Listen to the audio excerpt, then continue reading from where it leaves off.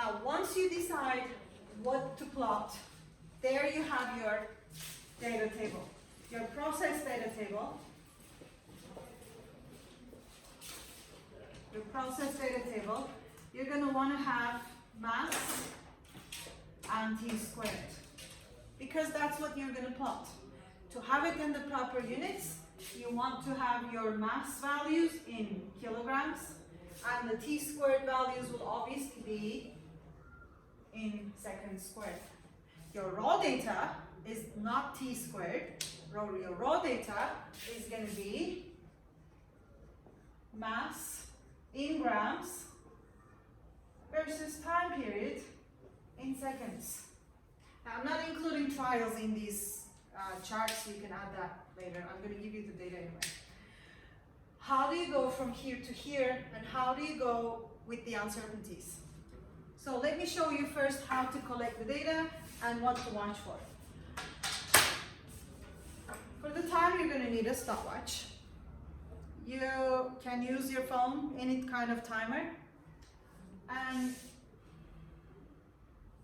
obviously we're changing mass and measuring the time period. Now, you have discussed time period in topic 6. It is the same definition, it's the same concept. Time period is the time it takes any motion to complete one cycle. So in the spring case, it's going to be the time from here, here, to here, to here, to here. Complete one cycle. From the top position to the bottom position, that's not one cycle. That's half a cycle. It hasn't complete one full cycle yet. So you can start timing anywhere you want, but you have to time to the point it comes, to the time it comes back to that point. So if I start counting now, it's 1, 2, 3, 4, 5 oscillations. In an IA, you have to select your own uncertainty. So, because these are very small values of time, our uncertainty will apply to every single measurement. So best practice would be to count more time periods, which in my case I'm going to go with 5, and then divide by 5,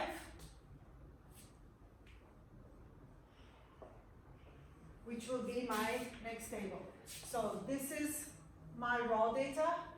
This is where the processing will begin. I'll keep adding as I go along. Now, when I could count 5 time intervals, that allows me to spread the uncertainty to 5 cycles. So when I divide that time by 5 for a period of 1 oscillation, I'm also going to divide the uncertainty by 5, which is going to allow me to have smaller uncertainties. So what do you watch for when you make these measurements? One risk, it's going to wobble. We don't want this to be going in circles. We don't want that. So I'm going to exaggerate here, we don't want that. This is not a proper oscillation. The best thing to do would be small oscillations, because you will find that even the smallest amplitude oscillations, and even if I increase the amplitude, the time period will actually be the same. Okay? You can check that mathematically from the formula behind me. Amplitude is nowhere on the formula. It depends on mass. It depends on the spring constant, and I'm not changing any of those for one case. So I want to stick to small oscillations, because when it is a small nudge, it is more likely to stay on one vertical line and not wobble around like that. Or it's less likely to hit the table and they give you unreliable results. These are all things you would need to consider in your potential weaknesses when you discuss your exploration, or maybe put in your evaluation why your data had random errors.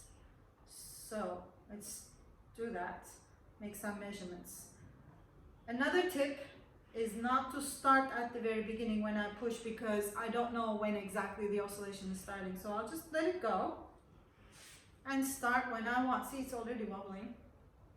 So I'm going to start when it's at the top, and I'm going to stop when it's 5 oscillations. We're going to count together. We'll start from 0 because we want the first cycle included. So 1, 2, 3, 4, 5. This is the reading on my timer. How do you decide what the uncertainty is?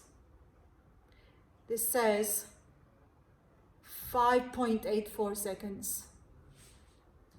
We have learned to do 5.84 seconds.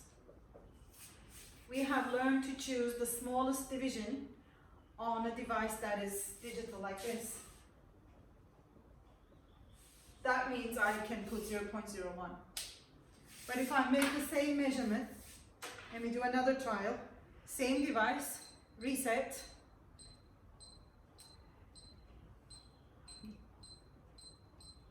Okay, and I'll do the same thing.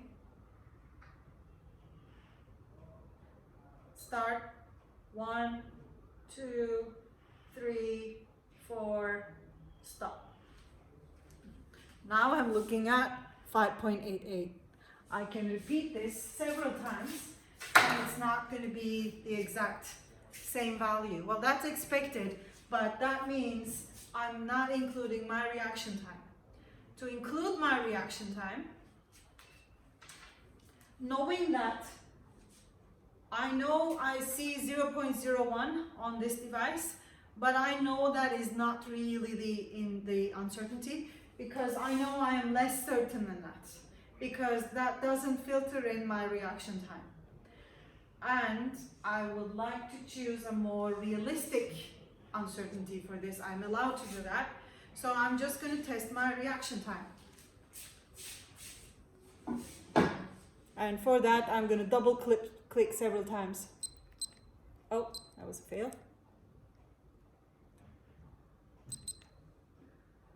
That was 0.60. Clear it. 0.16 again. 0.16 again. 0.14 this time. 0.15 this time. So I've tested my own reaction time, and for me, I'm going to go with 0.50. Which is going to apply to all of my measurements. The